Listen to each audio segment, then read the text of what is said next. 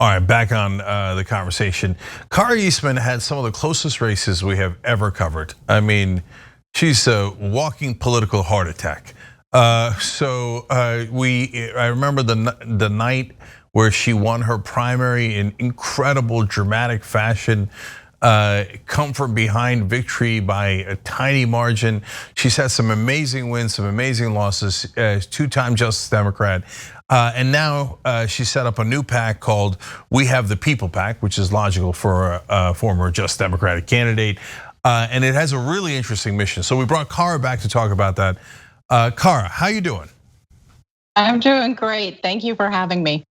Yeah, and of course, Cara was from Nebraska's 2nd District.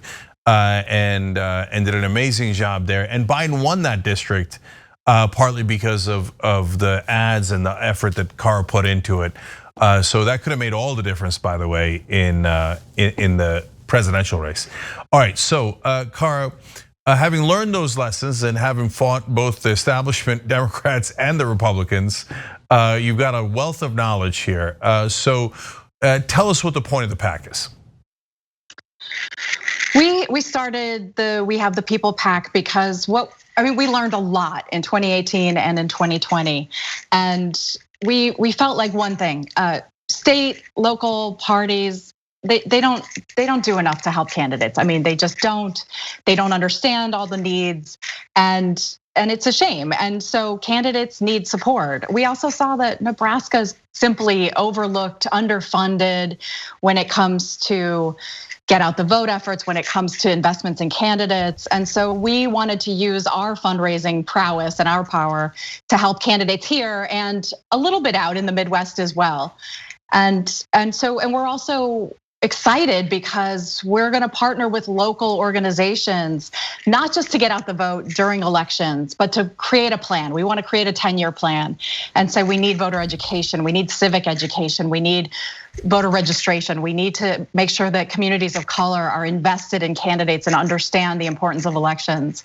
And so we're really excited. And I think one of the things I know my team is most excited about, and it's people who worked on the campaign with me, we're all in this together, because we have the people, right?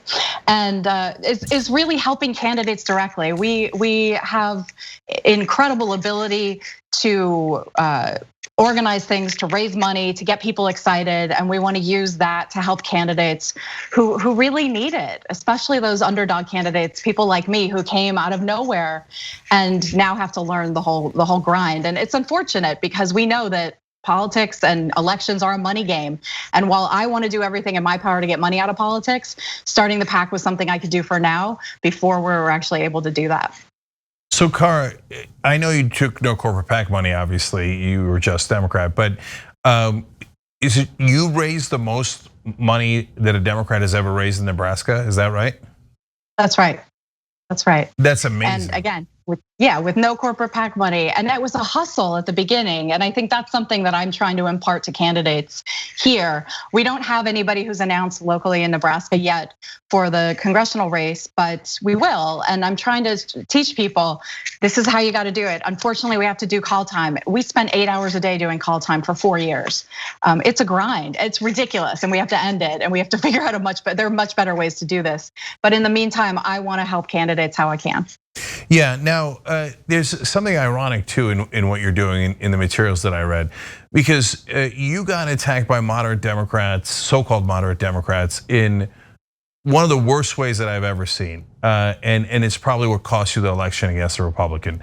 So former corporate Democrat in that race that you had beat the last time around, and then you beat his wife in the primary this time around, betrayed Democrats and did an ad for the Republican in the race. And it was almost certainly the difference maker in your race.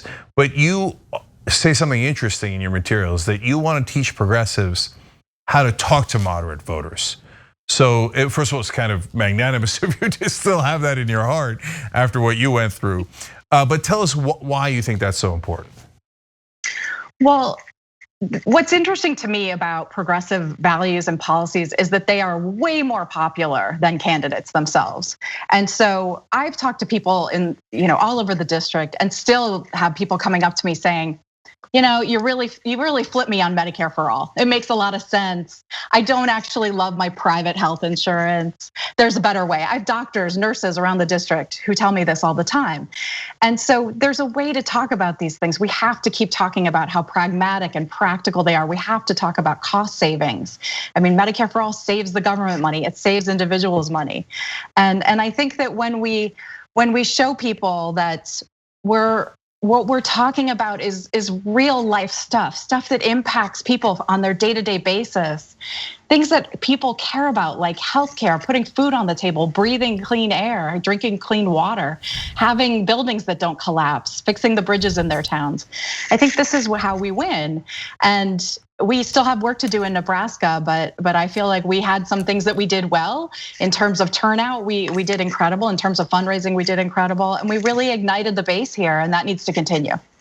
So you also mentioned teaching them about social media a little bit, et cetera. And so these are all the fundamentals. And for folks at home, if you don't know, when someone goes to run, they have no idea what they're doing, okay? And so if they're not a professional politician and they don't come from the lobbyist and consultant class, et cetera, you really need something like we have the People PAC or Just Democrat or whatever, these different organizations, and they all have their different roles to teach folks how you do this, right?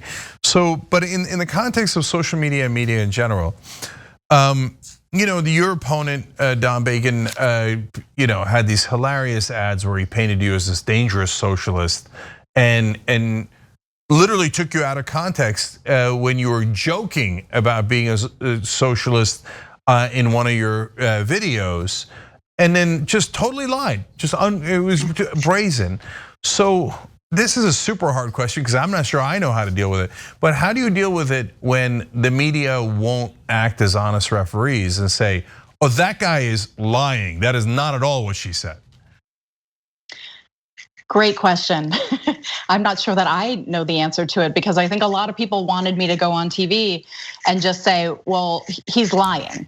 And the problem is he had already lied. So that information is out there. And then if I go on defense, then if we're explaining or defending, then we're losing.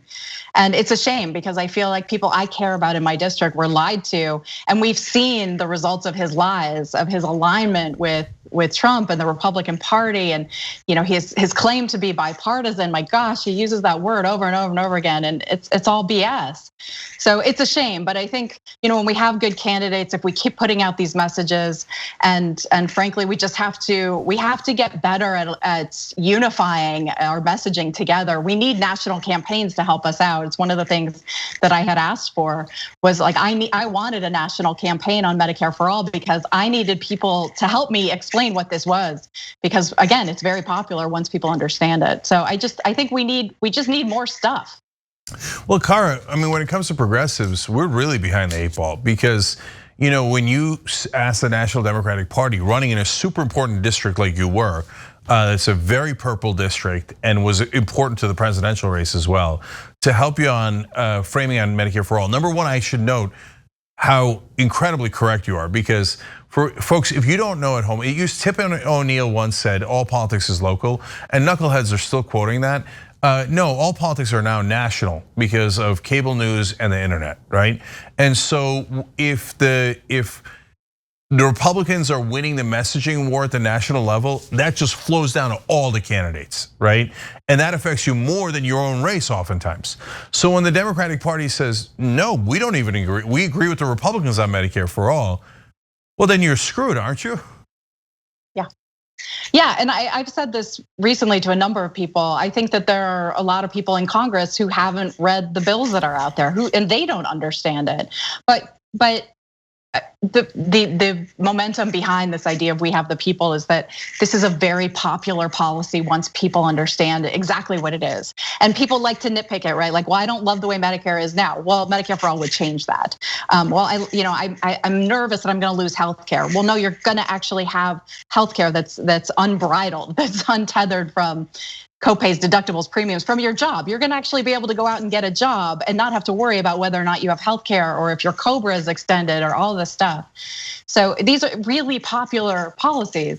And so it's time for us to start aligning like line everything up. We've got to line the candidates up. We've got to have great candidates, which we're really excited to announce our slate of endorsed candidates here today. But we've got to have messaging that's uniform, that's consistent, and also we have to stop letting the Republicans define us all the time. We have to put ourselves out there and define ourselves. Okay, so did you want to announce the candidates right now? If you'd like, I would love to. Yeah, let's do it. All right, let's do it. So we have, unfortunately, we don't have somebody in Nebraska right now, but we will soon. We just haven't had anybody announce yet. But the first person we decided to endorse is Nina Turner in Ohio 11. You might have heard of her.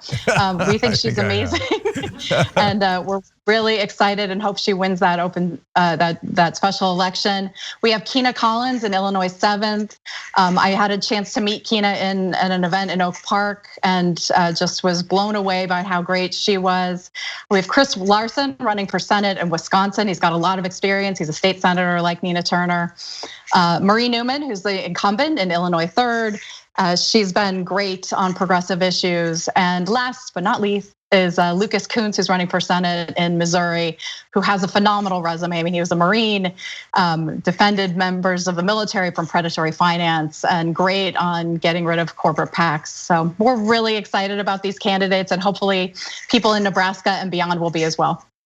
Yeah, well, I already know that almost everybody you mentioned is a great candidate. We've interviewed a lot of them already. Obviously, the town hall with Nina this weekend.